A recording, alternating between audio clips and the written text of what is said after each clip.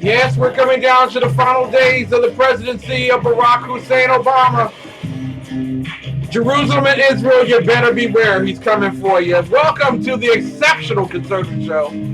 Live in the nation's capital. We're not ashamed of the good news of conservatism. Jerusalem and Israel, you better beware. He's coming for you. We're not ashamed of the good news of conservatism, for it is the power of liberation, first to the Republicans and then the Socialists. I hope you like our new site, the Exceptional Conservative Show.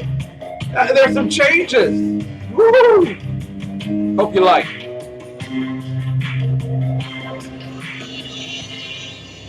Ladies and gentlemen, so glad to have you with us on this day after Christmas.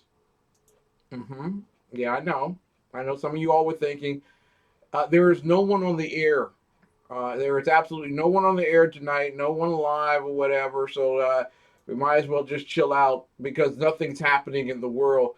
I'm not that kind of guy. I believe that there's stuff always going on in the world, and you need to be aware of it. And that's why, as chairman of the Exceptional Conservative Network, I'm in my place this evening, 9 to 11 p.m. Eastern Time on SHR Media Live. Also on High Plains Pundit Media. Thank you all so much for carrying us live. And at 2 a.m. on the Liberty Channel, you'll get a chance to rehear this lovely radio show. Glad to have Claudia in the chat room this particular evening. Merry Christmas to you and to yours. Listen, we are looking forward to one of the best New Year's in the history of the United States of America. Effectually, we're looking at that beginning, of course, next Sunday. But some of us have been celebrating already. We're excited. We're excited about this time. Well, we should be. If anyone isn't excited about this time, something's wrong with you. Or maybe you're just a socialist whom we're not afraid of. There is time for change in America, and you can be a big, big part of that. But as well, let's get real. There are some 29 days, somewhere in that area, maybe a fewer days than that, maybe about 27, until the presidency of the United States of America, the presidency of Barack Hussein Obama, comes to an end.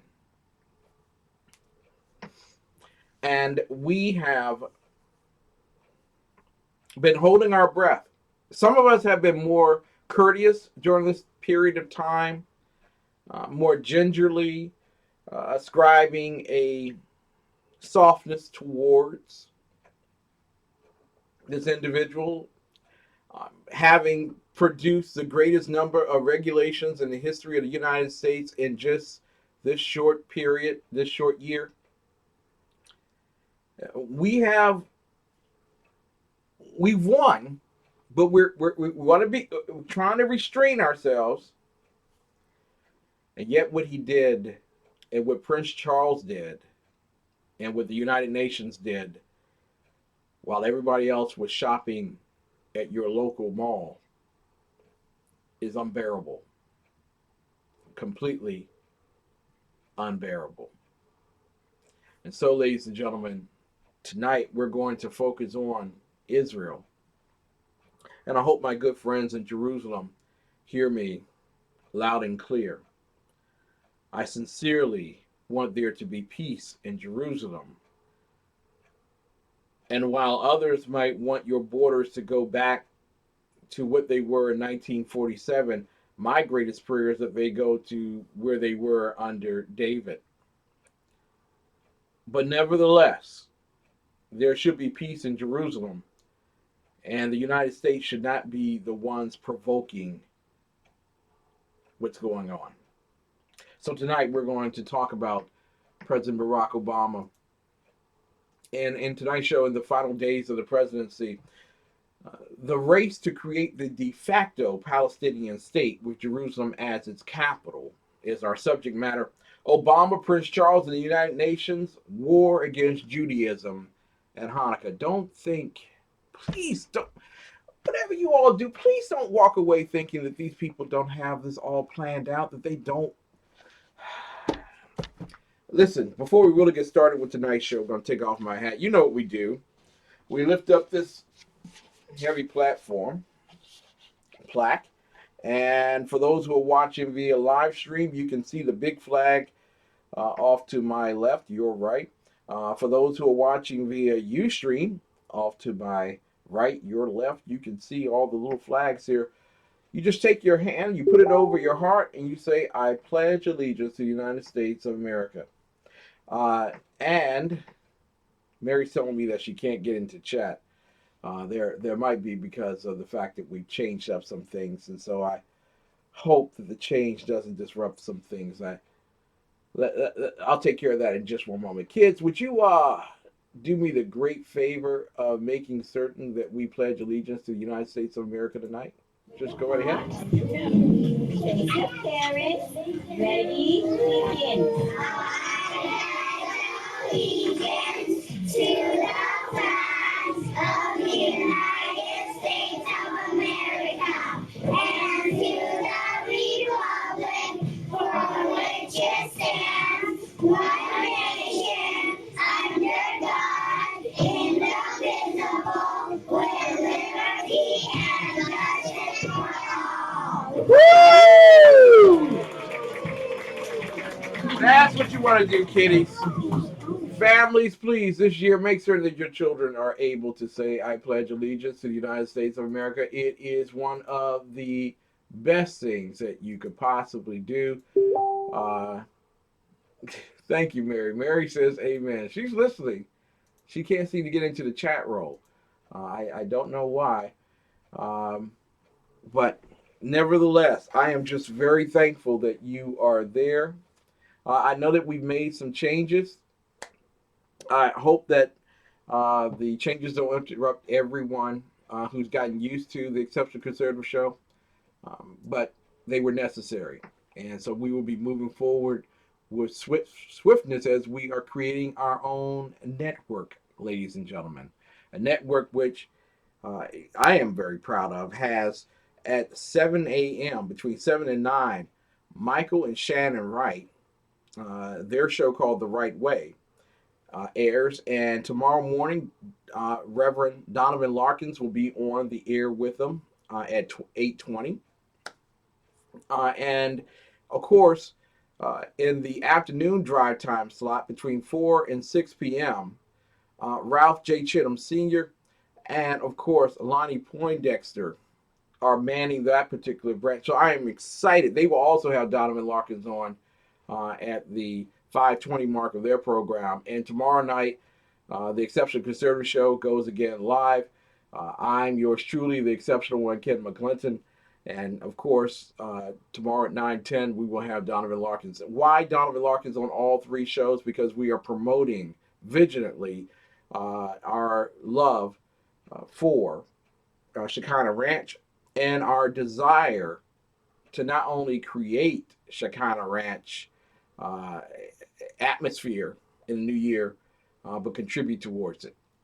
And Donovan Larkins is the atmosphere. We create the opportunity for him to come on, and we wish to raise $10,000 to help children who would normally suffer from child molestation and sexual abuse because there's no one reaching out to them.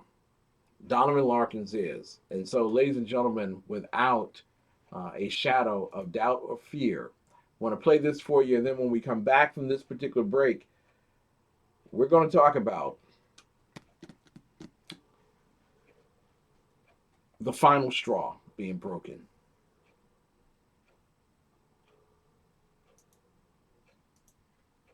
Who fixes even the most stubborn. Welcome to Protecting Innocence. I'm Pastor Donovan Larkins, and we're going to share with you from a biblical view, but from also a worldview of what's going on in our world. Child molesters and sexual predators are growing daily. The sex offender registry is growing in some parts of the country 40% a year. There are close to 800,000 registered sex offenders in the United States of America. Pedophiles are lobbying to legalize sex with children daily in Washington, D.C. Why would our government entertain pedophiles to gain legalization and in spite of the fact that they're hurting children? Several organizations estimate over 500,000 children will be born this year, and they will be sexually abused before they turn 18 if we do not prevent it. So here's the deal. Today's word of protection is scrutinize. Yes, scrutinize. Today's liberal society wants to tell us that to scrutinize is to be unloving, to scrutinize is to be, unchristian. Let me give you a definition of scrutinize. Scrutinize means to examine or inspect closely and thoroughly. Customers were warned to scrutinize the small print. That's an example of what scrutinize is. And today I'm letting you know that parents, you are your child's number one defense against child molesters. That means you have to do your job. That means you have to really step up your parenting. And so today's word for you parents is scrutinize. Scrutinize the relationships that your children have. Scrutinize those adults and children that seek to be in your children's life. Scrutinize, examine, determine whether or not they're good for your children or not. Sexual predators are not going to come out. Child molesters are not going to come out and say, I'm a child molester. So therefore, you have to do your job. Effective parenting will scrutinize the relationships that you have in your life. You will scrutinize the relationships that are in your children's life. What kind of relationships? Well, a coach. Scrutinize that relationship. And I say scrutinize it to the point, if necessary, that it will be like a thorn pricking that relationship, because then you'll get to know what the true nature of it is. Don't ignore the obvious. I have a policy in my life: when someone shows me who they are, believe it. And so many children could have been prevented the pain of victimization if they just had a parent or parents visiting the school on a semi-regular basis, asking the neighbor, can I come and visit you because your son or your daughter is spending time with my daughter or my son. Walking into someone's home, you can really size up what kind of lifestyle they live. The computer. Scrutinize what your children are watching on the computer. Scrutinize the kind of relationships they say they have on Facebook. Scrutinize is today's word of insight and authority. Now listen to this. Your child's teachers, coaches, scrutinize them. Let them know you will be evaluating their relationship with your children. Without scrutiny, a person can go bad and you won't even know it. That means someone can be good today and then decide that they want to feed off of pornography at night, and then your child ends up being the victim. So Scrutinize. Scrutiny is our word today. Parents, your relationship and your protection over your children is their number one defense against child molesters. This is not a joke. Child molesters are penetrating every avenue of our society. Church. Watch what church you go to, because let me tell you something. When you let down your guard and when you let down your defense, the molester will be there. Be well. Be safe.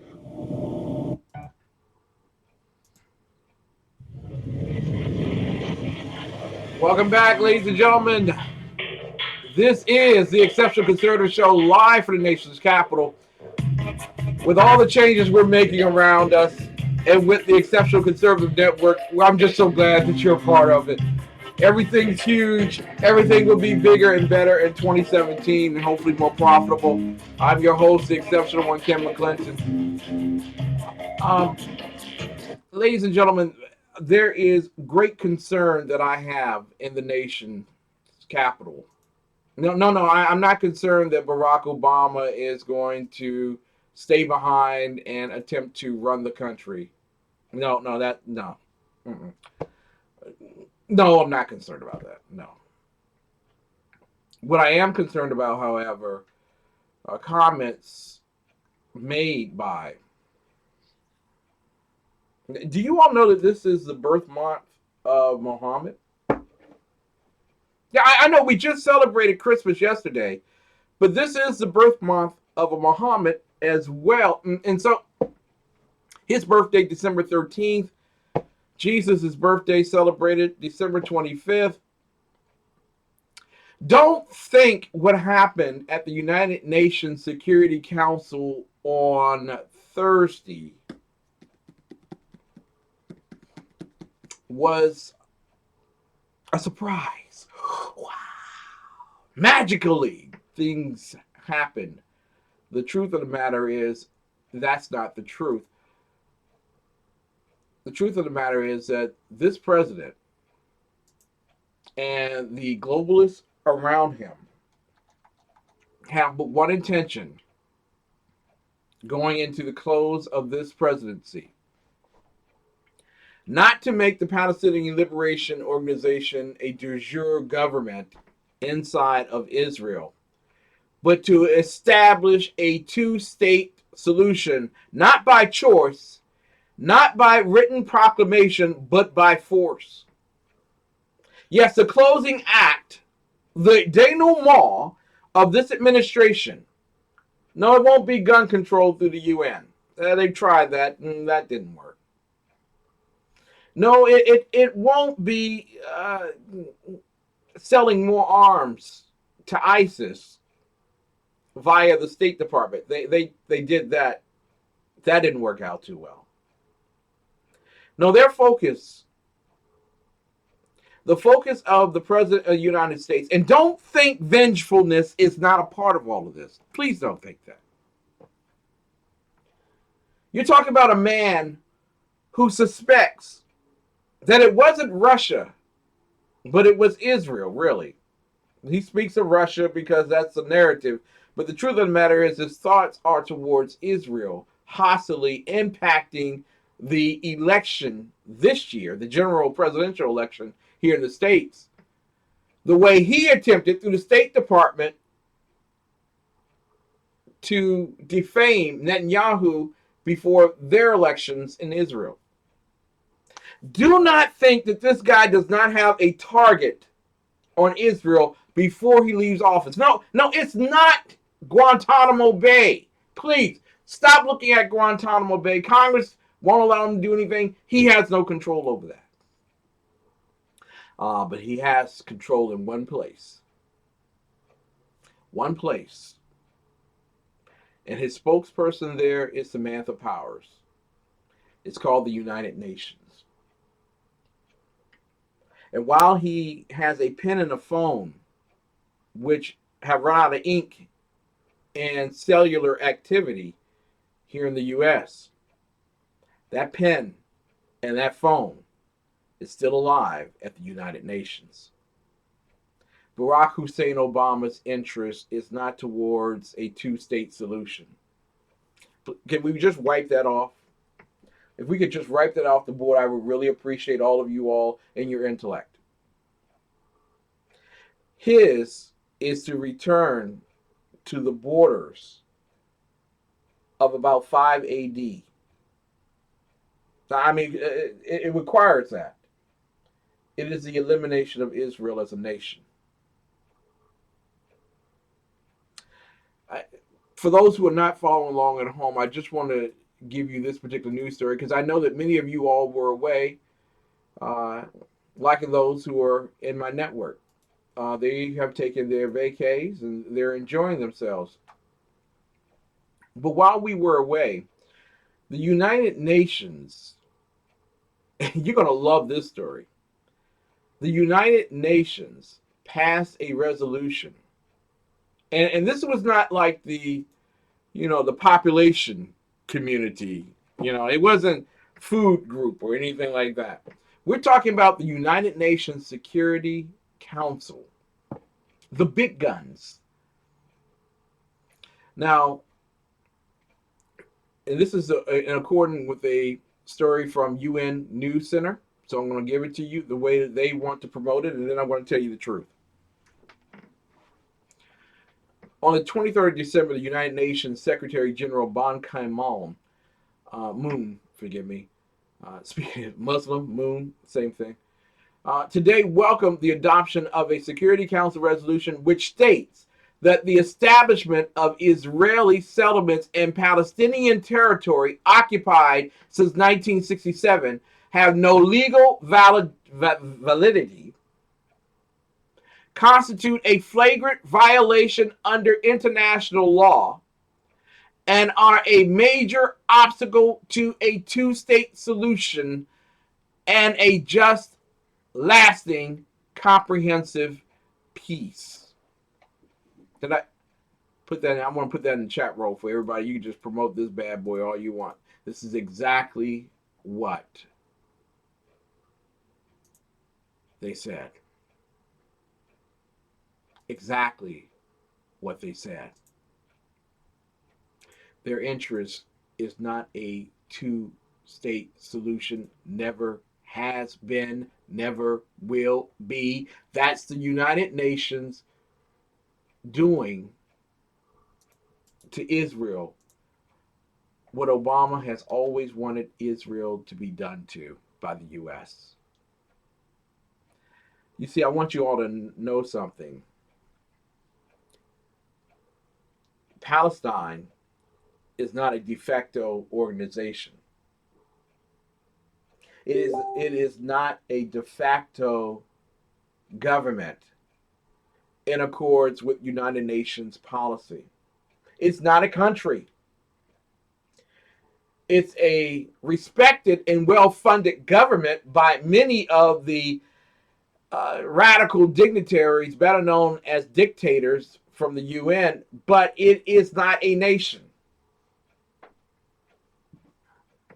What they did on Thursday is establish a precedent that may set up an opportunity for the President of the United States to consider Palestine as a de facto nation within Israel and thus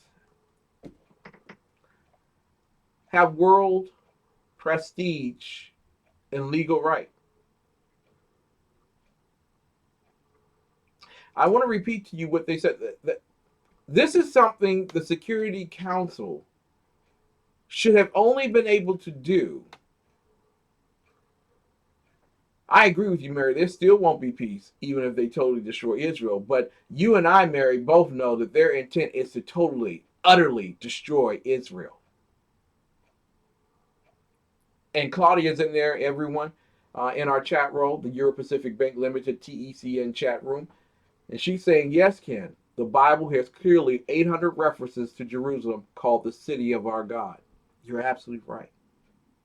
And that's where I want to go with this next clip. I want you all to understand that this is not a pie in the sky mentality by one man who's so vengeful about the fact that his legacy has been destroyed right before his very eyes, that he's actually seeing amongst men that he will pass in time as America's worst president, doubling the national debt, increasing the burdens upon the poor with taxation and regulation, siphoning wealth from the wealthy to the poor through the siphon container and strainer called government, literally destroying our economy. He has not seen a GDP over 3% in the entire length of his presidency. That's 8 years, baby. That's 8 years. But he's not alone. I utter to you, these are the words of Prince Charles over the weekend. Normally, at Christmas, we think of the birth of our Lord Jesus Christ. I wonder, though, if this year we might remember how the story of the Nativity unfolds with the fleeing of the Holy Family to escape violent persecution. And we might also remember that when the Prophet Muhammad migrated from Mecca to Medina, he did so because he too was seeking the freedom for himself and his followers to worship. Whichever religious path we follow, the destination is the same: to value and respect the other person, accepting their right to live out their peaceful response to the love of God. That's what I saw when attending the consecration of the Syriac Orthodox Cathedral in London recently. Here were a people persecuted for their religion in their own country, but finding refuge in another land and freedom to practice their faith according to their conscience. It is an example to inspire us all this Christmas time. Ladies and gentlemen, that's Prince Charles, and what Prince Charles just did was give you a false religious narrative. I put that in the chat room for everyone to understand. He has given you a false religious narrative. Muhammad was not escaping religious persecution when he left Mecca to get to Medina. What he was escaping was the simple fact that people were tired of his radical jihadist behavior. And they tossed him out of the country alone, not with followers. They tossed him out. But they don't want to tell you that. Why am I telling you all this? Because we're in the season of Hanukkah. I know that there's some radicals out there tonight in urban America that want you to believe that there's such a thing as Kwanzaa. I think we squashed that last week. Those Kwanzaa thinkers are the same way the radical jihadists are thinking towards the Jews. They would love to see a no-state solution to Israel. That Israel not be a state recognized by the United States of America and by Britain. Now remember what two countries dug into the land and forged out Israel in 1948. Well, it was Britain who had taken the lead. And it was the U.S. that finally came around and supported them. Remember, it was Franklin Delano Roosevelt who said to his Arab friends that he would in no way support an Israeli nation. In no way. We may break bread with them, but we certainly won't give them their loaf. But Franklin Delano Roosevelt died. And a few years later, there was a state called Israel. And since that time period, Israel has approached peace with an appeasement strategy, one in which they give away land for the promise of peace, peace that never comes. Actually, if they go back and have read their Torah, they would understand that God told them that that wouldn't work. Don't try to make friends with your enemies for they seek not your life, but your death. And since that time period, the Arab nations around them that could have possibly housed every single militant Palestinian, although they refused to because of the threat that these villainous idiots contrive, even in Arab nations. All of that could have been taken care of, but they chose not to. Anyone remember the 7-Day War?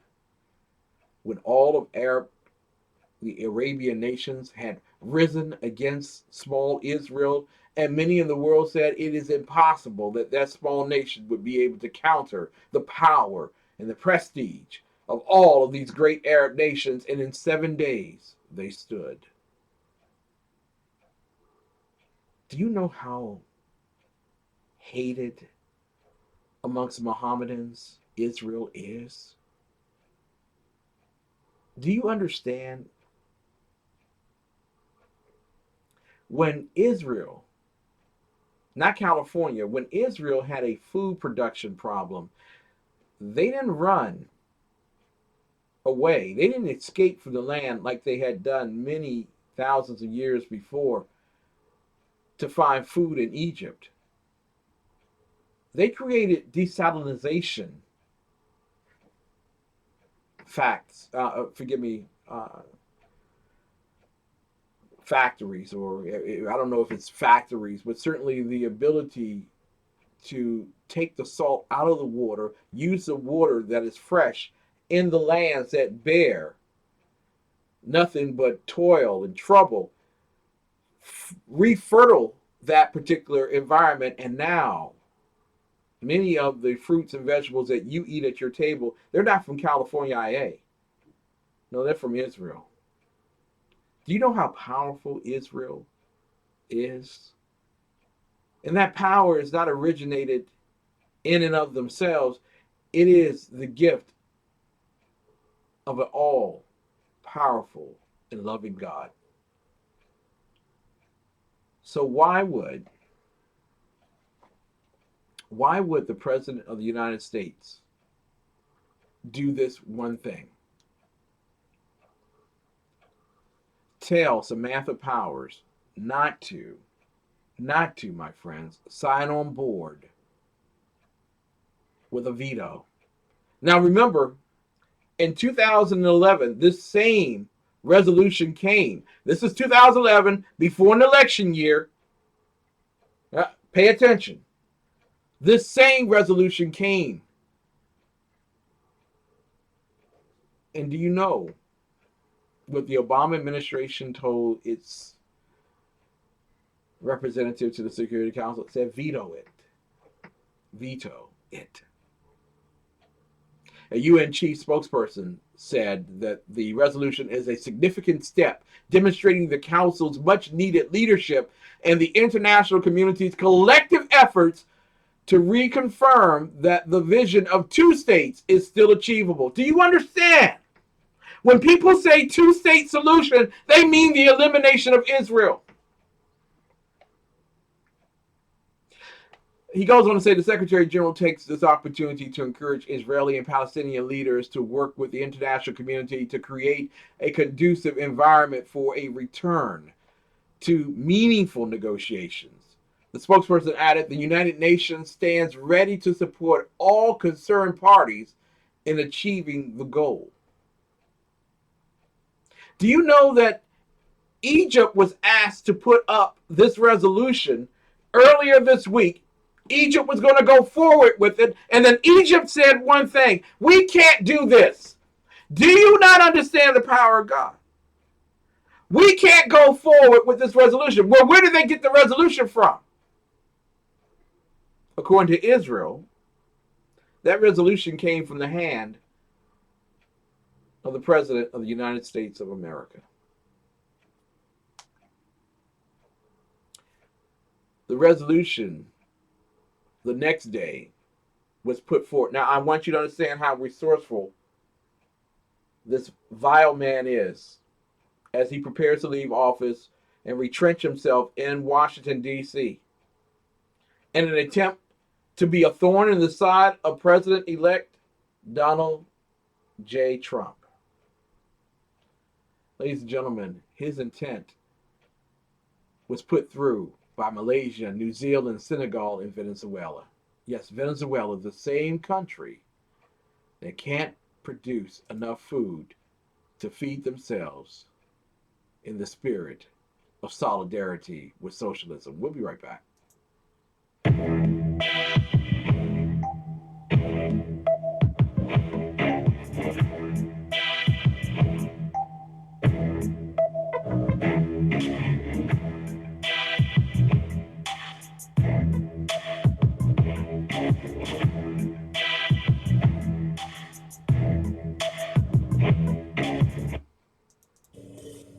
The best late-night conservative talk show in America, TECN Radio. And listen, there are no people better on the air to give you the best in conservative talk than TECN Sean and TECN Clint. And we're working on the immigration papers for a certain other guy who happens to work here too.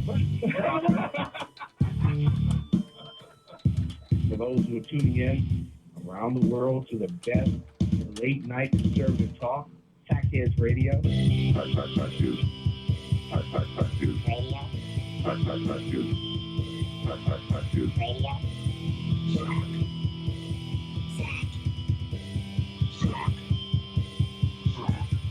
The best late-night conservative talk show in America. In America.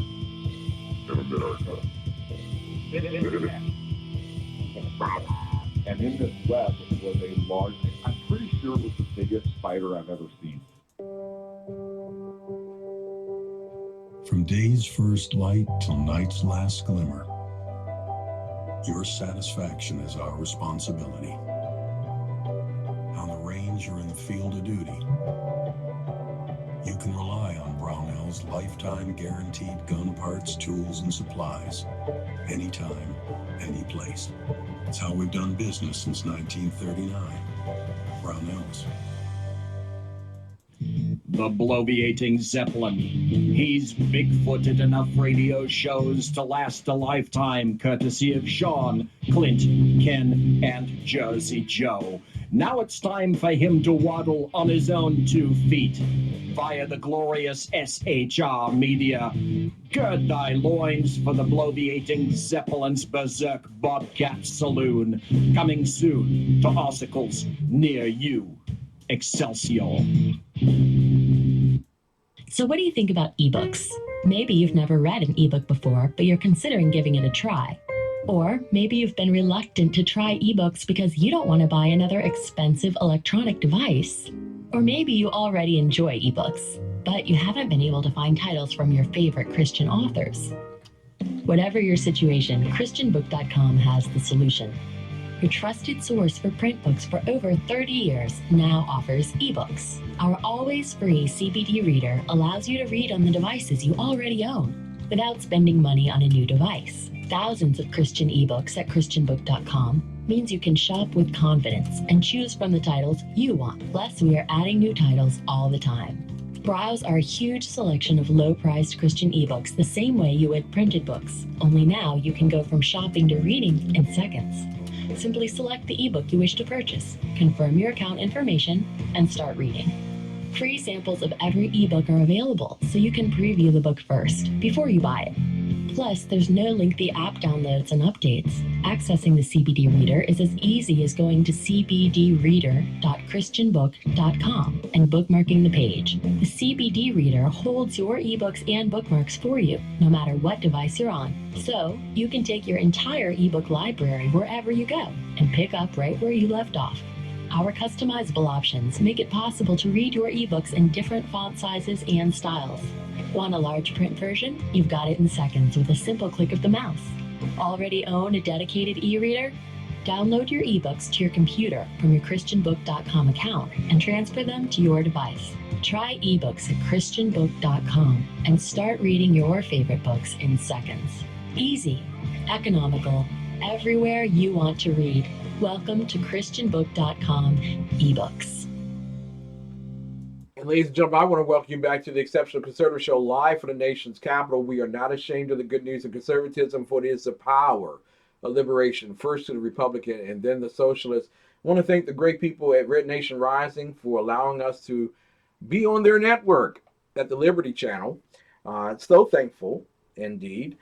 And also want to say good night. I know some of you all are preparing at about the 10 minutes, in about 5 minutes or so, to go to the next show on the Liberty Channel.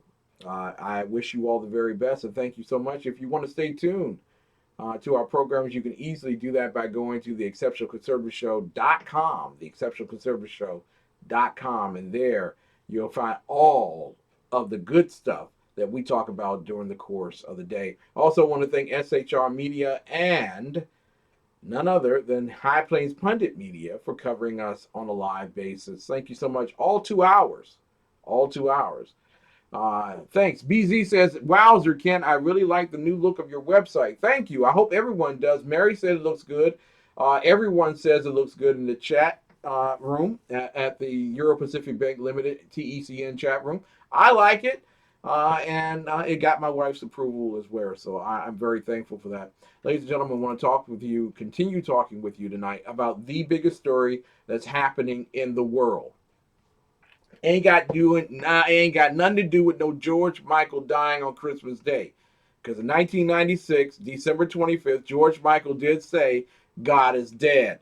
While he happened to go to Catholic church and Catholic services or whatever, he died of a heart attack on December 25th, 2016.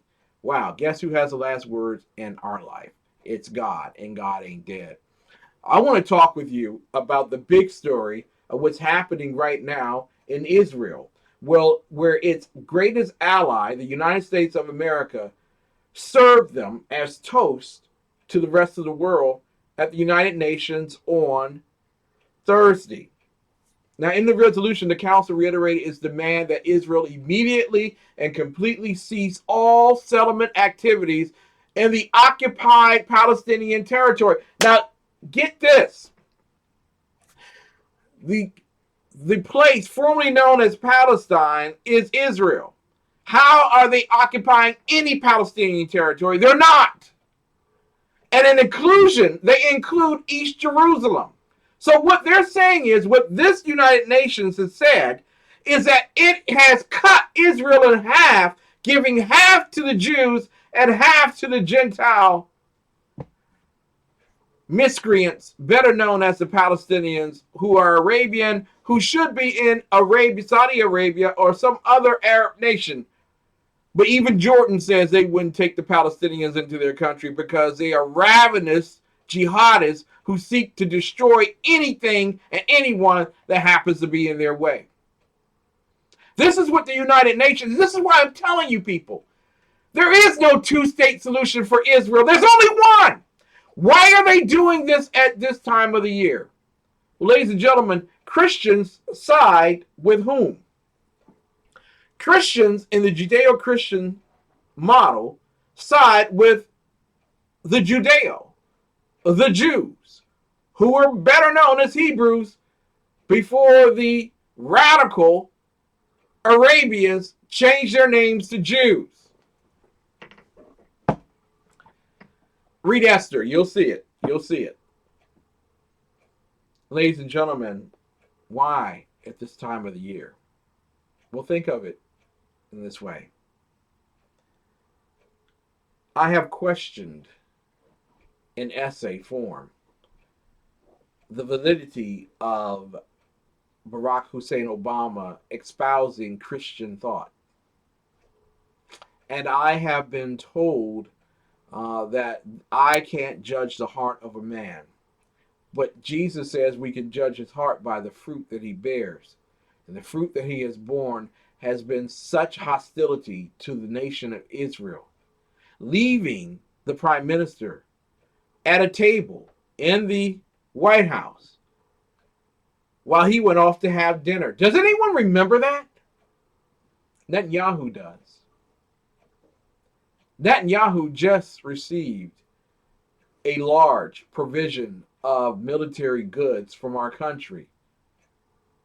It's been a while since that happened. And who made that happen? It was the Republican Congress that forced the hand.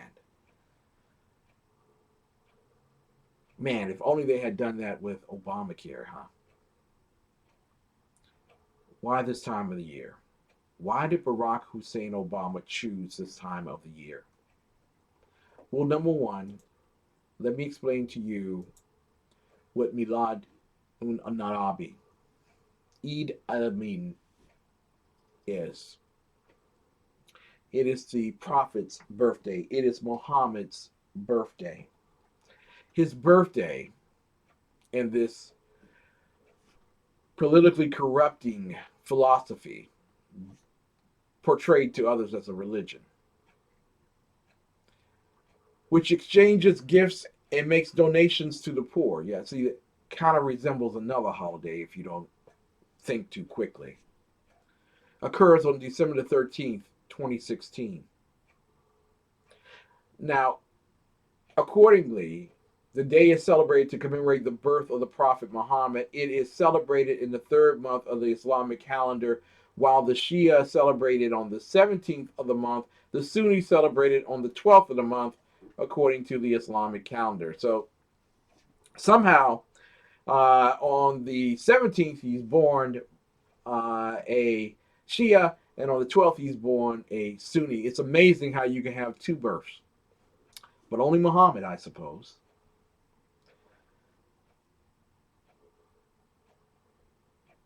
Apparently, it is about this time that the President of the United States made utterances to some nations that this was a time to serve up Israel. This was a time to get Israel back. Let us write, ladies and gentlemen, a resolution. A resolution that happens right before Christmas, during one of the rare times that Christmas and Hanukkah lines up together. This was a direct assault upon the Judeo-Christian belief system. Prince Charles tells us that we should think about Muhammad. I see why now. I want you to understand that the UN chief speaks about something that had not happened in over 30 years. In over 30 years, we had not turned our back at the UN on Israel. Have we done it before? Oh yeah, we've done it before. Sure, it's been done before. But we hadn't done that in a long while.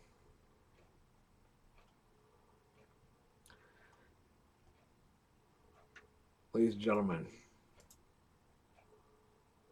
when you think about this president at this time of the year, where the Jews celebrate the fact that they survived the rebellion of Antiochus Epiphanes, that they were without oil for 8 days and their candles burned and they stayed alive. And they celebrate that at the same time that we celebrate Christmas, a time period where we exchange gifts and give poor persons donations. Sounds oddly familiar with someone that copied it.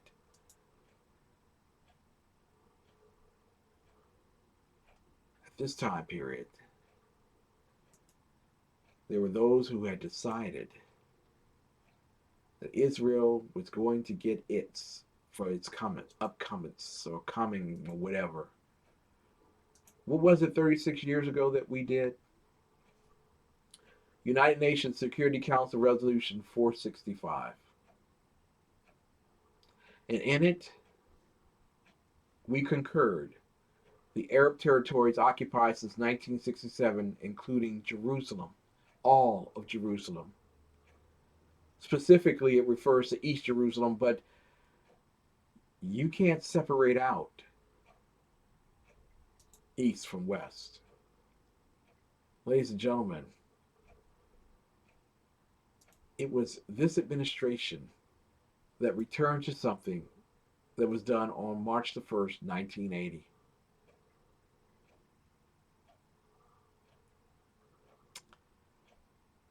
I'm sorry, 1979.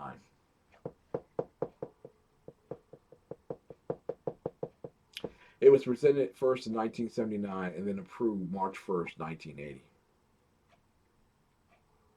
The resolution calls on all states not to provide Israel with any assistance to be used specifically in connection with settlements in the occupied territories. And if you read it the wrong way, you just don't support Israel. Ladies and gentlemen, BZ will be up in just a few, but I want to tell you something. I don't care what you say to me. I don't care how you like to tell me that Michelle Obama is adorable and that Barack Obama didn't have any scandals. I don't know how you can say that to me, but you will. But I want y'all to understand something. The greatest scandal ever committed by the President of the United States is to throw our greatest ally under the bus before the pariah called the dictators and mob rulers of the United Nations. The vote was 14-0, and the United States abstained. Do you understand that when the United States says no, you can't get anything through the UN? Do you know who stopped Egypt after pressuring them and lobbying them not to go through with that earlier last week? It was President-elect Donald J. Trump. Do you know who got Senegal, Venezuela, Malaysia to vote for this? To make Samantha Power, well, I don't think make in this particular, because I think she volunteered. In Venezuela, in New Zealand? New Zealand? Do you know who got them to do that? It was President Barack Obama. As much as you tell me that he's Christian, I will deny you. As much as you tell me that he's a friend to Israel, I will deny you. But if you told me that he was a friend of Muhammad, well, the Bible says you shall judge a man by his fruits. What greater fruit was born last week? What's then was literally the public acceptance by the United States of the destruction of Israel.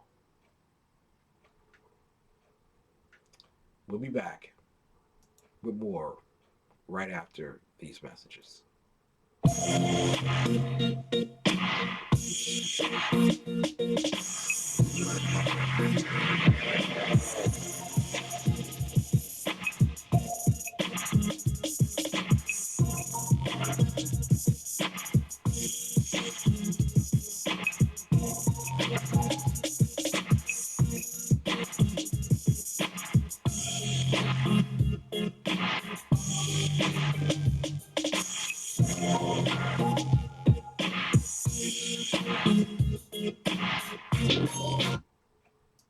With home values up and interest rates near all-time lows, you probably know that now is a great time to refinance, like the Johnsons, who saved $436 a month. $436 a month? It's simple. Just go to LendingTree.com, compare loan offers for free, and see how much you could save in just 5 minutes. I thought you said the bank gave you the best rate. Yeah. Lending Tree. When banks compete, you win. I have to do everything myself. Someone is sleeping on the couch tonight. Hi, my name is Christopher Arnold. I'm the executive chef of Infused Restaurant, and today I'm going to walk you through some of the meals that we prepare here.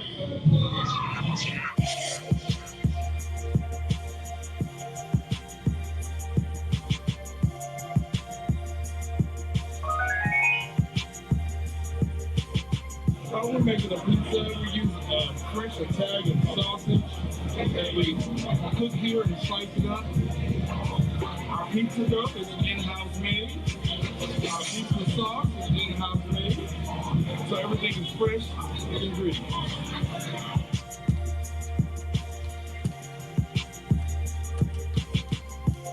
This is our Thai curry chicken. The sauce is made with coconut milk and the Thai red curry. It is juicy chicken thighs as well as some mixed vegetables, served with jasmine rice and pita bread. So now we're going to prepare our famous blackened tilapia and grits, our fish and grits on the menu.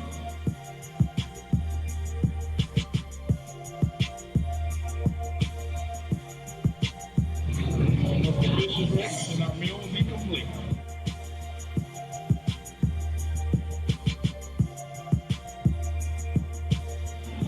Let me tell you about our infused beef burgers.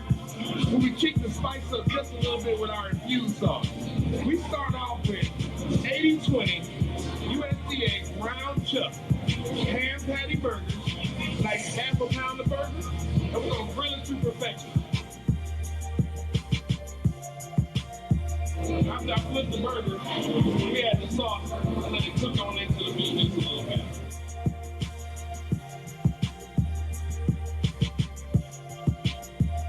We're going to add a little bit of pepper jack cheese to this burger to spice it up a bit.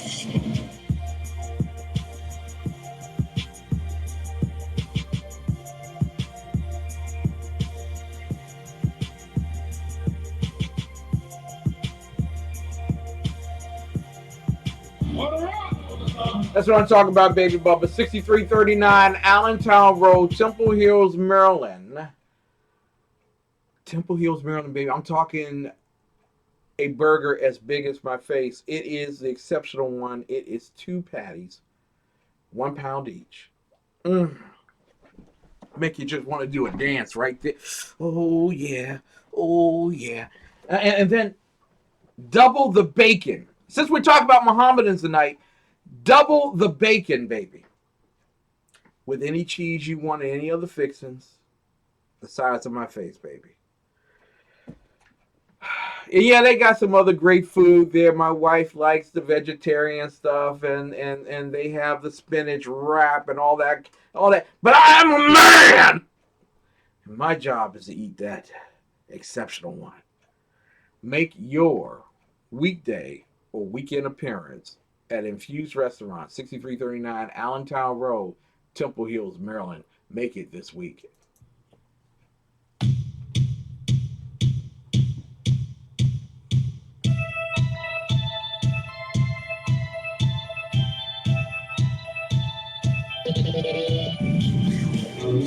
Hey, it's Jersey Joe for Reaver Common Sense. You can catch me every Wednesday night, 8 p.m. Eastern Standard Time on shrmedia.com. That's every Wednesday night, 8 p.m. Eastern Standard Time, shrmedia.com. Good morning. I'm Michael Wright. And I'm Shannon Wright. Okay, folks, that's not how it goes. I think I'm Shannon, and you're Michael. Yeah. Okay. We are The Right Way with Shannon and Mike. Join us from 7 to 9 a.m. Eastern Time. Live on SHR Media. And on TECN. Where we'll be talking about all kinds of things. From sports and politics. To food and entertainment. To money. Family. And anything else in between. Community, holidays, all kinds of things. It'll be great. Join us from 7 to 9 a.m. Eastern Time. Make sure she says yes with this beautiful engagement ring. Expertly crafted in 14-karat white gold with an alluring design. Featuring breathtaking diamonds. Get a unique piece designed just for you with our huge selection of stunning gems and precious metals. Order now and receive free insured shipping. Find your perfect jewel today at alores.com.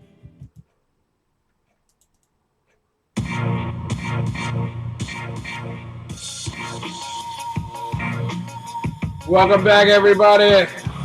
It is live from the nation's capital, the most prestigious, influential, urban conservative talk show in the world. It is the Exceptional Conservative Show. We are not ashamed of the good news of conservatism, but it is the power of liberation. First to the Republican, and then the socialists. Yeah, I'm mad as heck tonight, baby. Yeah, Obama dissed Israel on and during Hanukkah, right before Christmas. He's coming for the whole. I'm telling you, the race is on to eliminate Israel, to by force institute a two-state solution, which is incredibly the answer for destroying Israel. To give half of Jerusalem to the Palestinians and establish a Palestinian state. That's it. If I can't have Obamacare, I'm going to throw a temper tantrum and tear up Israel. Coming up, Sir Mark, the Bloviating Zeppelin. Oh, you should have read his stuff. Good stuff this week in the Bloviating Zeppelin. We want to talk with him about Israel. You don't mind if I talk about Israel tonight? I'm telling you, if that's your president, you can have him. If that's your president, you can have get to stepping. Get to stepping is all I'm going to say to you. I can't. As much as people, I've tried. And listen, this Christmas, I did not go to any of my family's Christmas events. I was invited, but I knew what they were inviting me to do. It was right after the election. I wasn't there for Thanksgiving. They're out. They want to gun me, and I mean that in an analogous form. Don't mean it literally. I don't know. They might mean it literally too. But I certainly was not going to give them an opportunity to come up in the hizzy and, or me go to their place and them tear me down for. And listen, I want to be able to eat my food, have a good time, praise the Lord for the birth of Jesus Christ, knowing that he sits at the right hand of the Father. That's what I'm there for. I am not there to fight you over something that happened over 30 days ago, actually almost 2 months ago, and you're going to have to suck it up because in about 20 some odd days, he's the president of the United States. We are bringing on none other than one of America's great writers and commentators, the Bloviating Zeppelin himself, Sir Mark. Good evening, sir. It's a great pleasure and honor to have you on the air with us. And a great pleasure to be on your show as well, Sir Kenneth McClinton. Thank you very much. Mark, you know I'm mad tonight, right? I sensed it, yes. Everybody's out there getting the G.I. Joe with the Kung Fu grip and the Barbie dolls and the stuff that you can see 3D-wise or 4D-wise or all that other stuff. They're all out there shopping. And this man is handing Israel over to Palestine or to the Arab nations. Am I wrong on this? Am I in the ballpark here? No, you're not. I was hoping to talk initially about leftist ideologies wanting to kill you. I thought that was significant. And then I wanted to talk to this guy that was advocating white genocide. But that sort of pales in comparison to some of the things that you're talking about right now. And if I could, I'd like to address this in terms not necessarily the Bible or in terms of religion. I'd like to address of politics and reality is that Israel is sitting on the shores of the Mediterranean Sea. It's 8,019 square miles in size, roughly a little bit smaller than, let's say, the state of New Jersey. Mm-hmm. It's surrounded entirely by enemies. It's surrounded by Lebanon to the north, the Syrian Arab Republic to the northeast. It's surrounded by Jordan, Saudi Arabia just misses a few miles of it to the south, and to the southeast by Egypt. It has three essentially contested areas: the Golan Heights, the West Bank, Mm-hmm.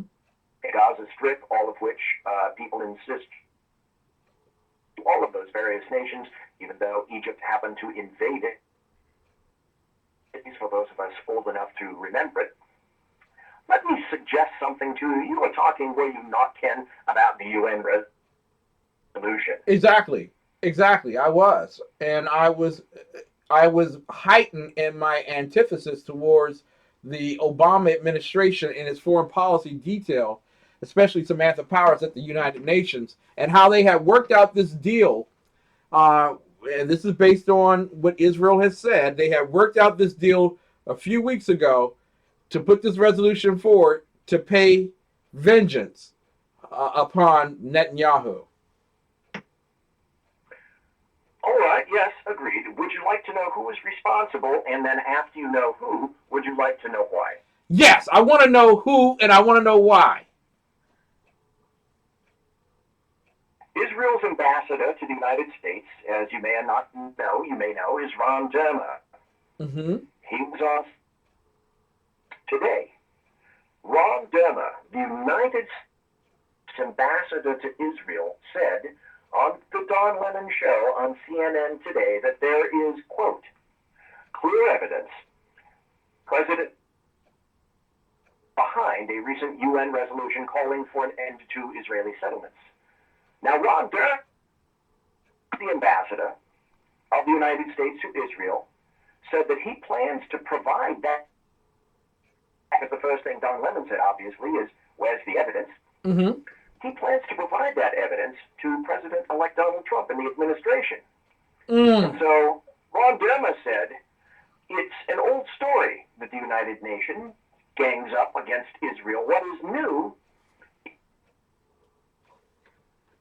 United States did not stand up and oppose that gang up. Exactly. And then specifically what he said, I hope you're sitting down, is, and what is outrageous is that the United is behind that gang up.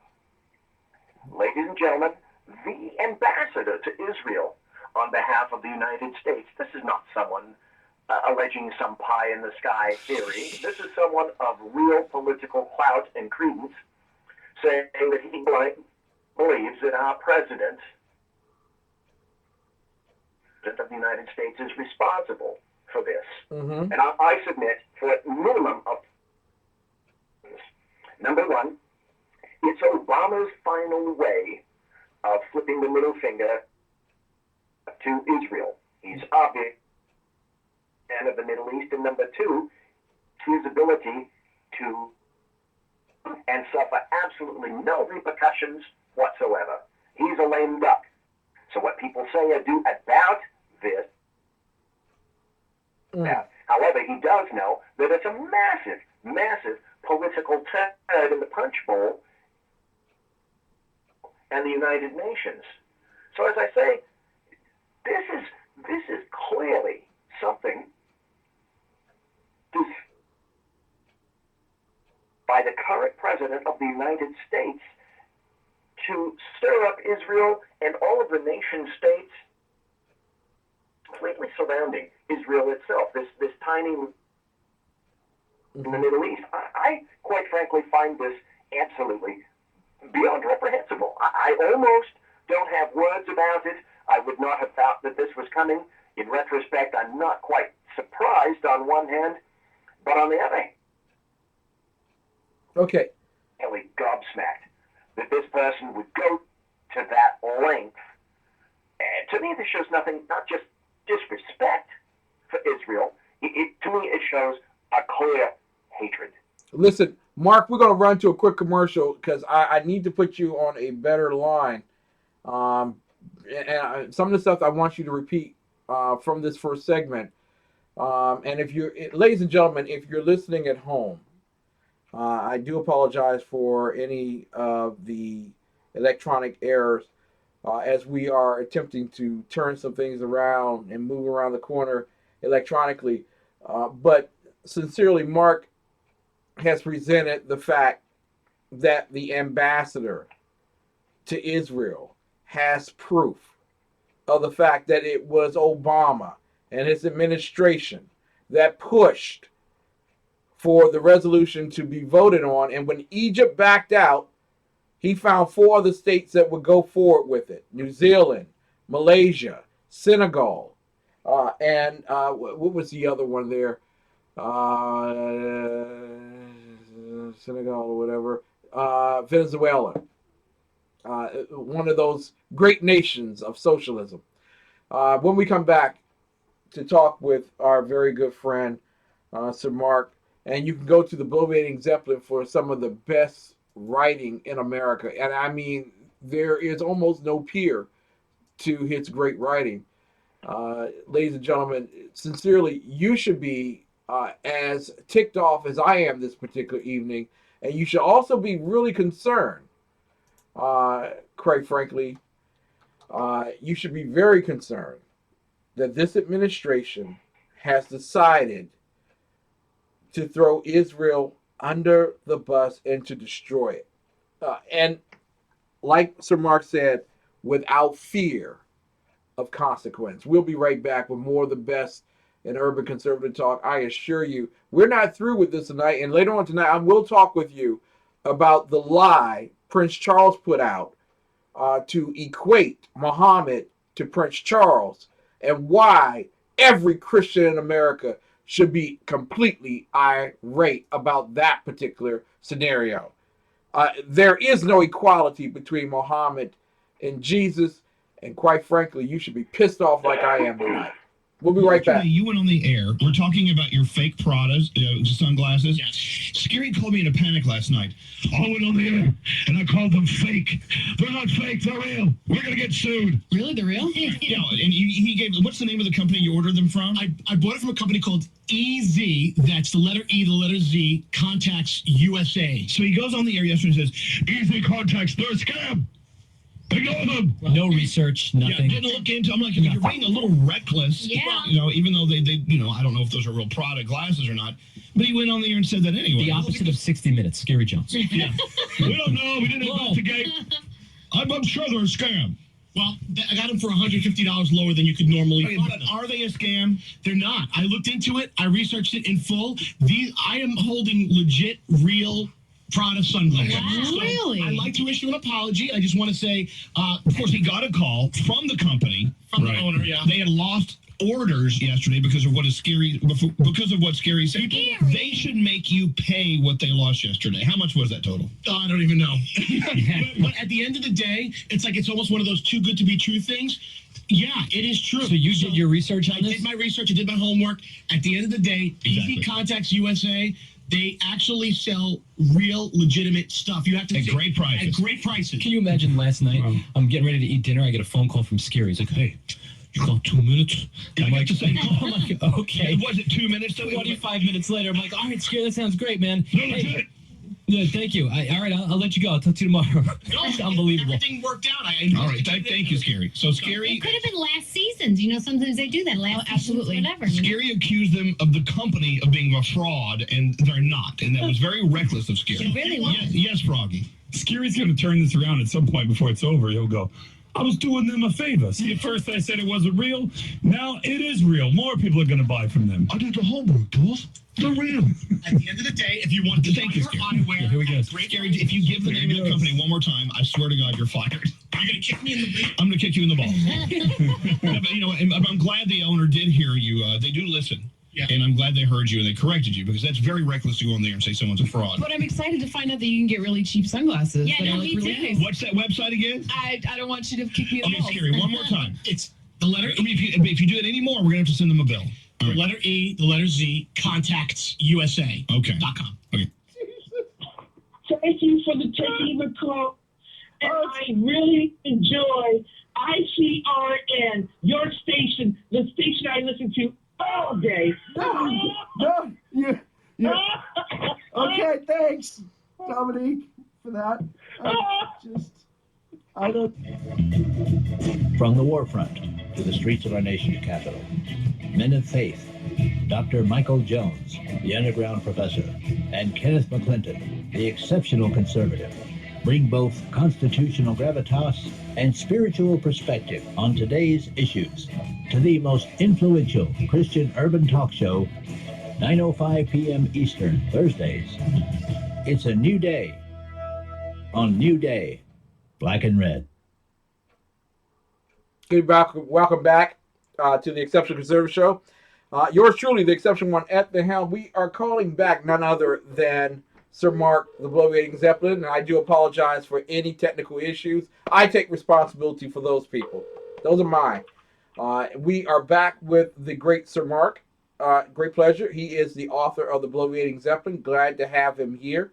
Let's go back and summative of what you were speaking of just a few minutes ago, and unfortunately, I apologize to you for any technical difficulties and you not being heard. But what you said was prominent, so that those who are listening on the download understand that this was a hit job on Israel and Benjamin Netanyahu.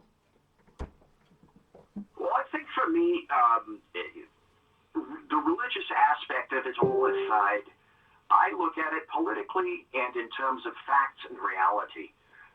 Like I indicated, Israel is 8,000 square miles. That's smaller than the state of New Jersey. It's surrounded by enemy combatants, essentially, on every side. So no wonder it has sort of a bunker-like mentality, because it's only been attacked any number of times. It's surrounded by Lebanon, Syria, Jordan, Egypt, and just missed a few miles by Saudi Arabia. Let's go back to 1939 in Nazi-controlled Europe.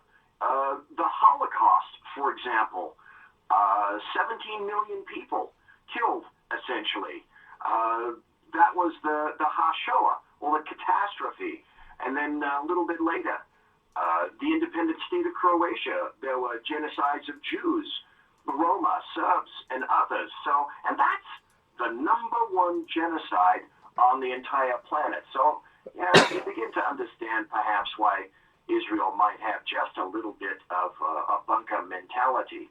But what I discovered recently is that Don Lemon happened to interview on CNN the ambassador, the Israeli ambassador from the United States, a gentleman by the name of Ron Dermer. So it's not an individual that I conjured out of left field or something like that. Exactly. Israel's ambassador to the United States, specifically Ron Dermer, said on CNN today that there's what he calls clear evidence that Barack Hussein Obama is himself behind a recent UN resolution calling for an end to Israeli settlements. So, of course, Lenin said, provide the evidence, and Dermer replied in kind. He said, Israel plans to provide the evidence to President-elect Donald Trump and his administration. Dermer specifically said during that interview, it's an old story that the United Nations gangs up against Israel. What is new is that the United States did not stand up and oppose that gang up. And what is outrageous is that the United States is behind that gang up itself. Now, that's just not, I dislike Israel. To me, I can draw no other conclusion that Barack Hussein Obama absolutely hates Israel. Thank you. And now we know who I think is responsible for it. Why might he be doing this? Number one, I suspect that there is absolutely no love lost between himself and Benjamin Netanyahu. Yeah. And number two, I think it's a matter of philosophy, his overarching philosophy and ideology. And number three, I think he's making it, you were saying earlier, why now? I think one of the major reasons that he's doing it right now is because he can.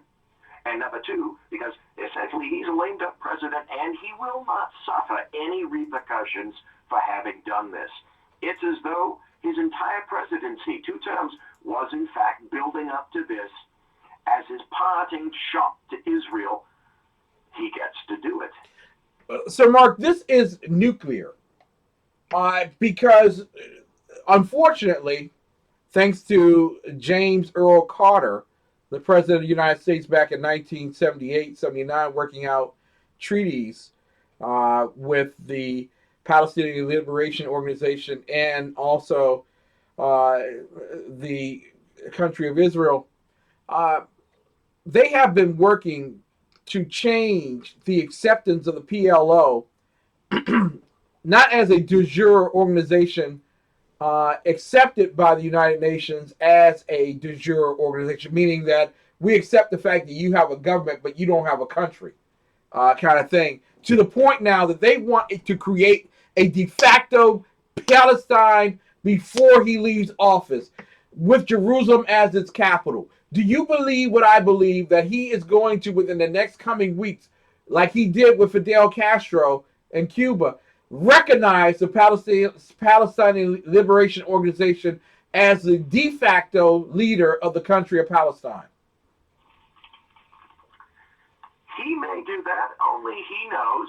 You and I are both old enough to remember, and I certainly do, Yasser Arafat. Yes! Essentially the designer of the PLO, the Palestinian Liberation Organization. Mm-hmm. We also are old enough to remember that Yasser Arafat was one of the most corrupt individuals on the planet, had bank accounts all over the globe for millions and millions of dollars, had women on the side, had his wife installed in a massive, massive apartment in Paris, for example. So while he was wearing his checkered headscarf and being the representative of such a downtrodden organization, laterally he was siphoning off millions and millions of dollars for himself. Well, that's certainly someone worth fighting for. Obama may in fact decide to do this. I would not be shocked at almost anything that he decides to do now. If he wants to go nuclear, this is nothing that cannot be redone. Yeah. I cannot think of anything more heinous for him to do. And basically, he's like someone who stepped out of the closet. Now you really do know what he thinks of Israel. He's made it abundantly clear. And my God, Ken, listeners, people on the podcast, if our Israeli ambassador is saying this isn't some kook from quote, fake news. Yes. Quote, this is our ambassador, Ron Dermer. My guess would be he's probably pretty well informed. Ladies and gentlemen, this is an abomination in my opinion. And the unfortunate thing is, the only Republican I've heard in all of this is Senator Ted Cruz. Outside of the fact that Donald Trump was completely upset about the whole thing, the only other Republican I've heard was Ted Cruz. And Ted Cruz stated that the United Nations should not get another dang dime from the United States until they resolve this matter. Well, I have two ideal,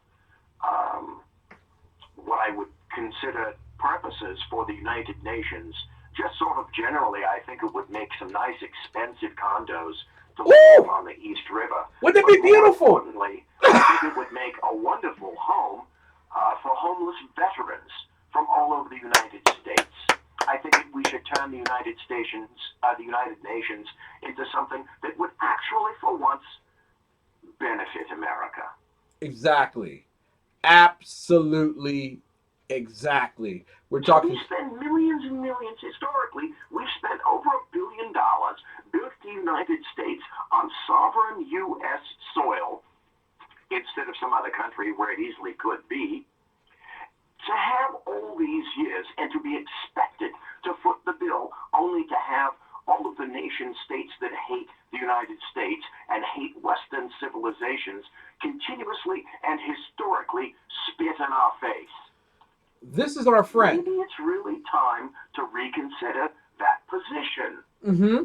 This is our friend. This is supposed to be our best friend, our BFF, Israel. And this is how we treat Israel? Oh my God. Well, look, there have to be lines drawn. And those lines, unfortunately, are battle lines. So you have to look who is in physically in the Middle East. Mm-hmm. it's nothing but a horde of Muslim countries. Someday when I get my own show, I'll tell you what I really happen to think about Islam. It's probably not anything that you would want to hear here on your show. Sure I would. That said, you have to draw a line somewhere and decide and declare specifically who are your friends. Mm-hmm. Is it Western and westernized cultures and nations, or is it going to be the way that Islam is practiced in the Middle East? Mm-hmm. I know what side I stand for, and I know what side of that line I will stand, and I'll help to draw that line myself if it's necessary. But we have to make a decision, and we have to be judgmental, because the future of civilization is truly at stake. I've got a post coming out later this week about Islam called Demography is Prophecy, and in that particular post, there are absolutely reprehensible things that are being done to Western states and Western civilizations on behalf of Islam, precisely because it knows that it can take advantage of it. And I've said now forever, and will continue to say it here on your show, Islam isn't a religion. It's not. It's not a religion. Mm-hmm. It's a social, political, cultural system. It's systemic. It's a system masquerading as a religion. That's all the well. Not that's all it is. It's all of those things and more. Listen, ladies and gentlemen, we're talking with Sir Mark, the Bloviating Zeppelin. You will find him in the new year on SHR Media right after our show on Tuesdays and Thursday nights at the 11 p.m. hour. He will have his own radio program, and we are just blessed and thankful for the fact that he's on with us and continually with us in the new year as well as a commentator and contributor. But he's an awesome writer. In all seriousness, he is a tremendous writer. After spending 41 years with the FBI, U.S. Marshals, Coastal California County as well, he's bringing all of that intellect and investigative acumen to his writing, and it's just awesome to behold. And your writing, PC Leftists Don't Care If You Die for Their Ideology, is also awesome. What are you going to do when they give you an 18-wheeler, sir? The funny thing is that obviously Islam learns from its mistakes, and from the truck that was used in Nice, because the various magazines, Inspire magazine on behalf of Al-Qaeda and Dabiq magazine on behalf of ISIS, is and has been advocating for the use of trucks, any weapons whatsoever, knives, guns, bombs, vehicles, because they're so easily acquired and whatnot. They learned from the truck incident in Nice. Mm-hmm. Basically what they had was a box truck. This time they got a bigger, what is called a Scania, which is like, it's like a Kenworth or Peterbilt here, but it's a much larger truck this time, because they are learning how to do it more effectively, that they used in Berlin at the Christmas pageant. Leftists here and abroad, they couldn't care less if you or me or anybody else ends up dying because of their politically correct belief systems. It's clear. Obviously, I can't draw any other conclusion than this. Their ideology trumps your safety and mine every time. Exactly. And from a particular article, there's one by Victoria Friedman, which says, German politician prevented police sharing the image of the Christmas market attacker to, quote, prevent racism.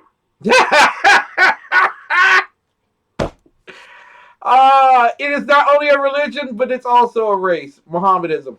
Yes, it is.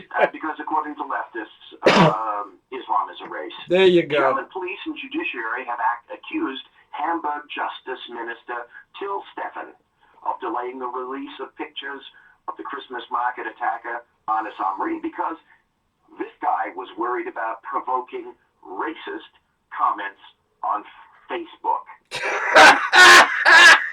Are you kidding? Lordy, if they ever go on Facebook and say such things, we can all collapse as a Western civilization.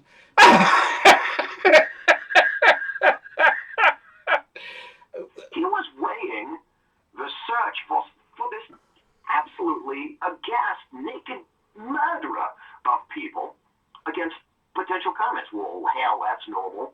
And the article goes on. Green Party, there we go, politician Stefan cited, hope you're sitting down, privacy concerns when he initially prevented law enforcement from releasing pictures of this suspect. It's claimed that Stefan, who's the head of the judicial authority in Hamburg, denied releasing initially these images because he was concerned it would incite racial hatred. That's just 12 people dead, 56 injured, and we're concerned about racism. right. Privacy concerns because, you know, all murder Wow. suspects, as you and I well know, they deserve consideration of their privacy, don't you think? Oh, yeah, most When you're certainly. on the phone for a capital offense, Yeah. I know they should be provided privacy rights. Yeah, the next time we use an 18-wheeler to go smash into a marketplace and blow it up, you know, we should be concerned about the privacy of the truck driver. You know what I'm saying? No one should ever have that information out there. Now, I'm being facetious with you all, ladies and gentlemen, but this is the cowardice of those on the left. These are the individuals who use the tools of the legal society to actually dismiss your common sense and to destroy your safety.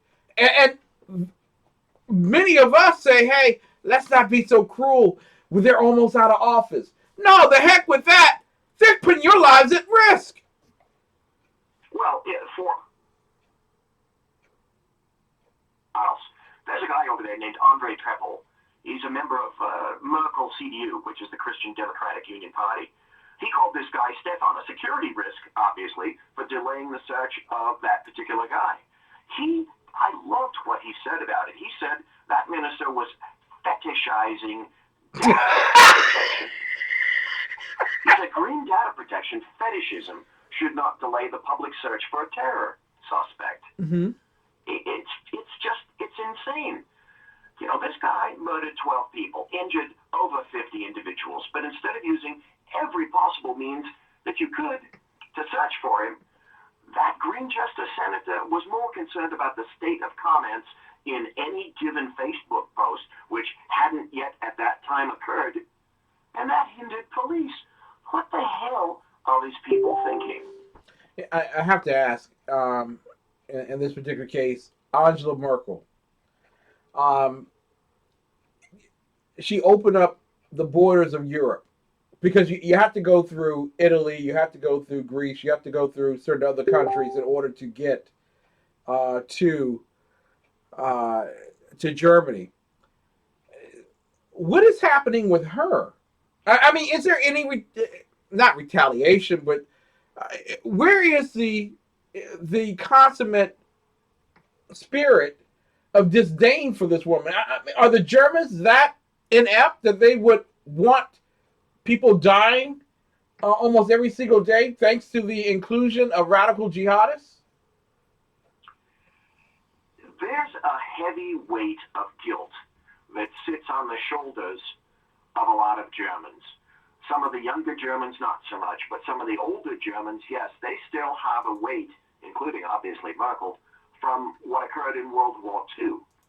And they're using that weight to craft policies and procedures regarding the Syrian refugees. Already, there are 1 million documented. Well, it's known there are a million immigrants, Syrian refugees, air quotes, in just Germany. Now, you open up those borders, and just like you said, the microsecond that Angela Merkel said to other people in Syria and beyond that you're welcome in Germany, come to see us, what she essentially did is doom every other country that stands between the crisis that's occurring in Syria out of Damascus and Aleppo and Germany itself. Because, as you quite rightly pointed out, there are sorts of countries in the way. There's water in the way. But these people, yes, come one, come all.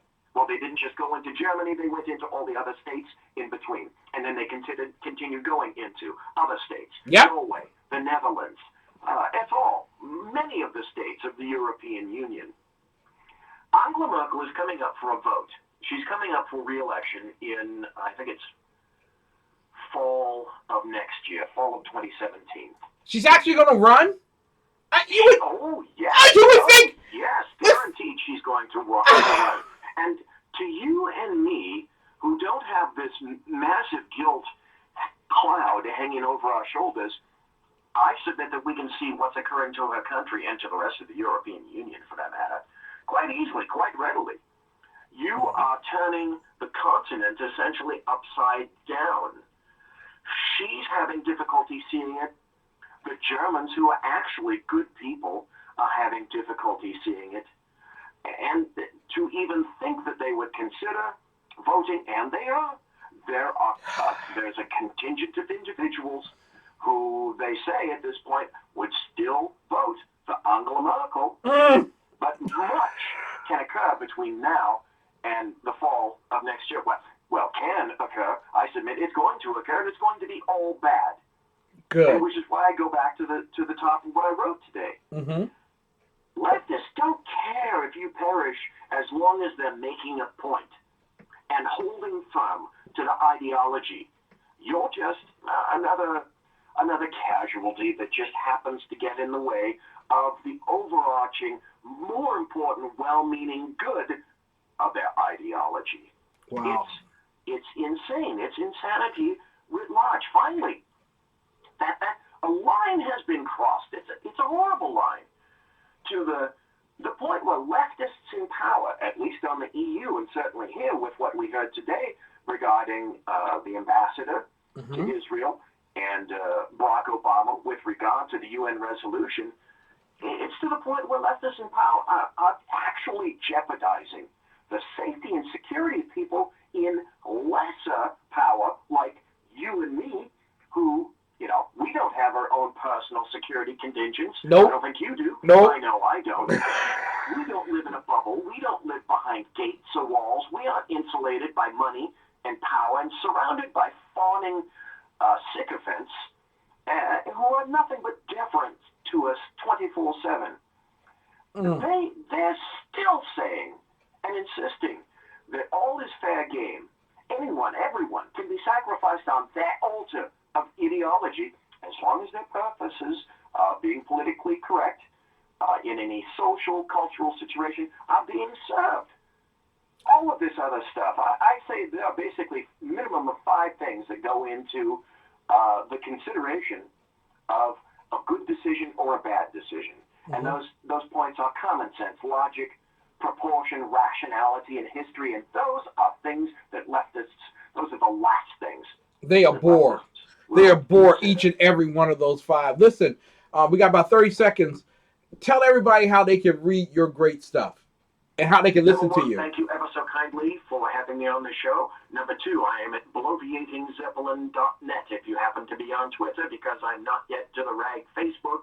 On Twitter, I am at BZEP, at BZEP, Sir Ken.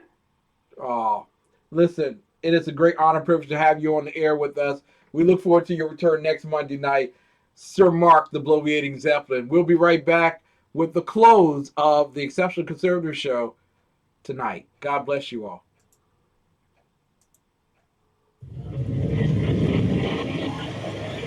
Good night, sir.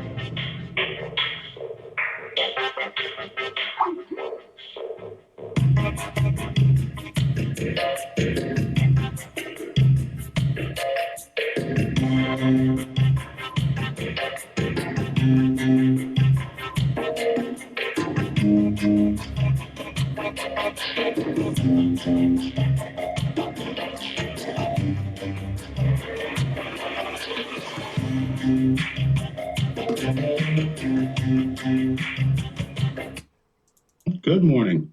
I'm Michael Wright. And I'm Shannon Wright. Okay, folks, that's not how it goes. I think I'm Shannon, and you're so. Michael. Yeah. Okay. We are The Right Way with Shannon and Mike. Join us from 7 to 9 a.m. Eastern Time. Live on SHR Media. and on TECN. Where we'll be talking about all kinds of things. From sports and politics, to food and entertainment, to money, family, and anything else in between. Community, holidays, all kinds of things. It'll be great. Join us from 7 to 9 a.m. Eastern Time. Is your PC causing major headaches? Now there's an easy way to make your computer run like new again. Introducing System Mechanic, America's #1 PC performance software. System Mechanic scans your entire PC for over 200 different types of errors. It then automatically fixes even the most stubborn and frustrating PC problems, restoring full speed and stability in minutes. Visit runlikenew.com to try it free. Meet Jason. He was really excited to start growing his business with social media until he realized how complex and time-consuming social media can be. It's difficult to manage multiple social networks and accounts.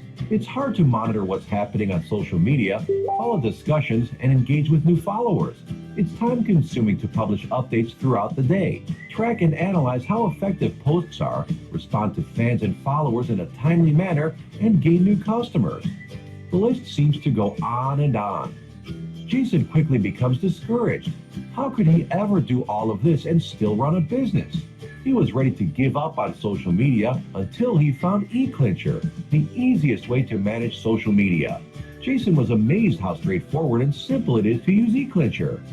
With eClincher, Jason is now able to leverage the power of social media without having to dedicate several hours a day.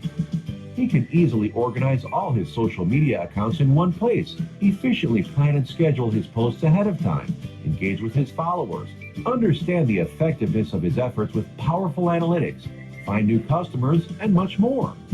In order to tell your business's story, simplify the process of managing your social media, and analyze results, sign up with eClincher today. Now, Brownells, we know you may have only one shot to harvest that trophy, so we have thousands of accessories and replacement parts to improve your chances. We know how much you love to shoot, so our Gunsmiths articles and videos will help you do more and get more out of your guns. We also value your hard work and money. That's why only Brownells backs up everything we sell with a 100% unconditional lifetime guarantee. Brownells, the world's largest supplier of firearm accessories and gunsmithing tools.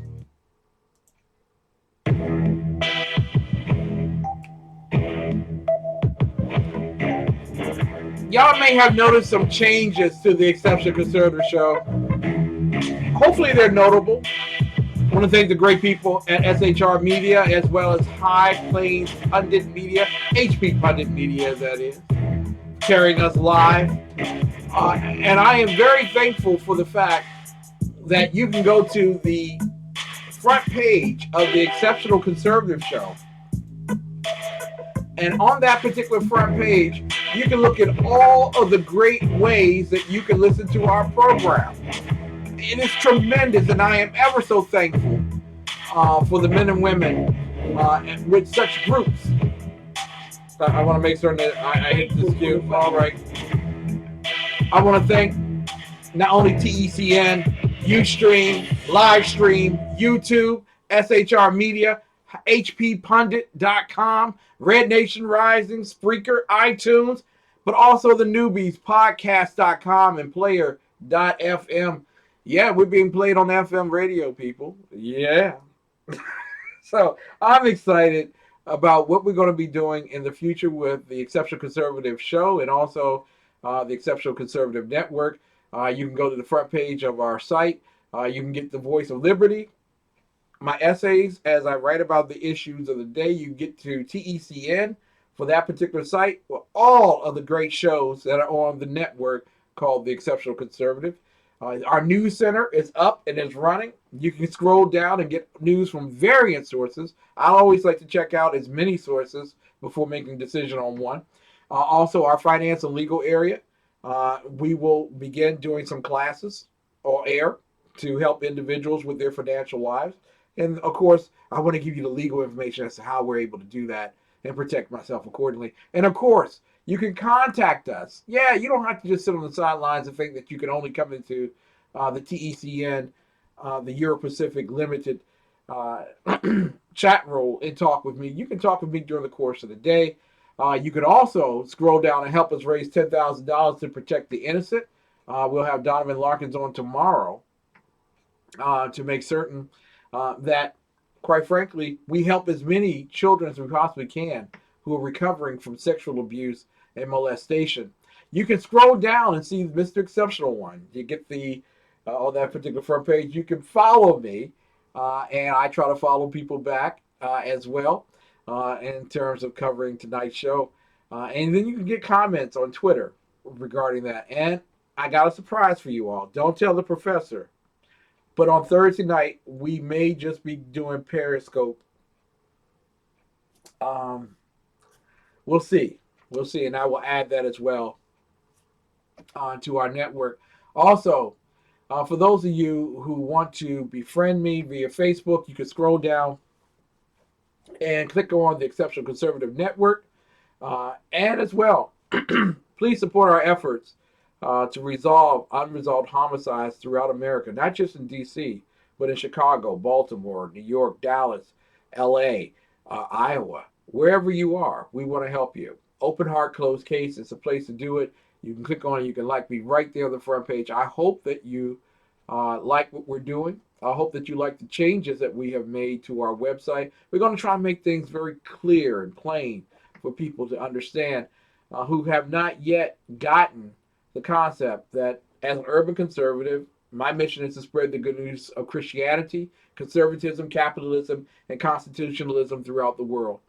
Devoted to life, liberty, and the pursuit of happiness, I believe that in order to save the United States, we must mutually pledge our lives, our fortunes, and our sacred honor to save urban America. If you help me, I believe that we can help the world. For we are not ashamed of the good news of conservatism, for it is a power of liberation, first to the Republican and then the socialist. Glad to have you here. For those who have chimed in, I want to go over the fact that a man who has 2 birthdays, Muhammad, in this last commercial hour of our program, portion of our program, is being used as a tool to profess terror and oppression upon billions across the world. I have about 4 minutes left in our program before I begin to close out, and you all might note that I've gone to a very strict schedule. As we are becoming very popular on SHR Media, we have to adhere to a certain schedule now in terms of our programs. And sometimes we can get to some very good stuff, and then we have to go. One of the good stuff that I want to go to is this idea that Muhammad left Medina because he was persecuted. In AD 627, Muhammad committed an atrocity against the last remaining major tribes of Jews in Medina, the Khazar. He beheaded the men and the pubescent boys and enslaved the women and children. In doing this, he wiped out an entire tribe off the map, to use the language of the president of Iran recently. Basically, the reason why he was thrown out of Mecca, had to go to Medina, was because he was a radical jihadist. A politician by trade. He understood that if he could destroy the Christian and the Jews in that area, because I want you all to know, Christianity was spreading while Judaism was not, but Jews had, during the diaspora, been put all over the world. It was Muhammad who recognized that he could destroy the Jews, force the Christians out of not only the cities, but the countries in which he lived. And then he could increase terror upon the lives of those who would not surrender to him. Truth of the matter is, regarding Muhammad,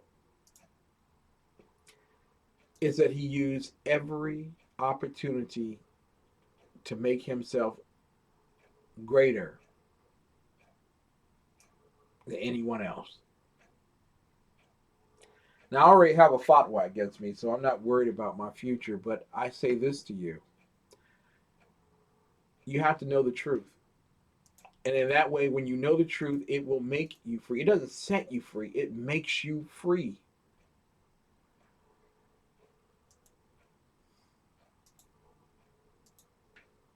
Why are there so many people who have this idea that if I speak the truth, I must die? If you want to eliminate terror, use the truth. When he was in Mecca, the only person, since Prince Charles says that he had to leave Mecca to go to Medina because of religious persecution, that was a bold-faced lie. Only Muhammad was in danger in Mecca. And this was after he had made a treaty of war against the local residents while living among them 13 years into his preaching. He was preaching against the gospel of Jesus Christ. For all you Christians who bow down and say that we have a relation, we don't. He was preaching against the Messiah promised in the Torah. After his uncle, Abu Talib, died, Muhammad was exposed to the wrath of the Meccans, whom he had been insulting free of personal consequences for so many years. But they weren't looking to harm him, as he later would come back and harm them. They were looking to stop him from stirring up trouble, following the loss of his protector. See, as long as he had his merchant protectors, his corporate globalist protector, he was okay. He could say what he wanted. There would be no repercussion. But when his globalist died, he was at risk. They kicked him out, sent him to Medina. Muhammad eventually made an alliance with another town, that being Medina, that included provisions of war against the Meccans. You see, he had worked it out already. Listen, you know what? You may throw me out, but when I return, I'm going to kill you. That doesn't sound like religion, now does it? I've been tossed out of a church. I've been tossed out of a number of churches. I'm not violent enough to go back and destroy the churches. This man was. The parties to the treaty were asked, do you realize to what you are committing yourselves in pledging your support to this man? It is a war against all and sundry. The pledge to war is further confirmed by Ibn Kathir. The Quraysh were concerned since they knew that he had decided to do battle with them. It was only after Muhammad committed himself to armed revolution against the Meccans that the town's leaders sought to have him either killed or evicted.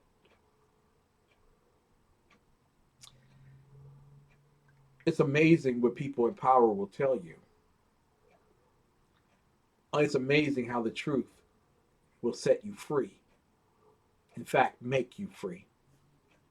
Ladies and gentlemen, if you didn't hear anything tonight or remember anything tonight from what I've said, I want you to remember one thing. God bless America. It is time now for America to bless God. Good night. God bless. Tomorrow night, Donovan Larkins joins us. And we hope that you will support us in raising monies necessary to support children who are at a loss of love in life thanks to sexual molestation and abuse. Good night and God bless.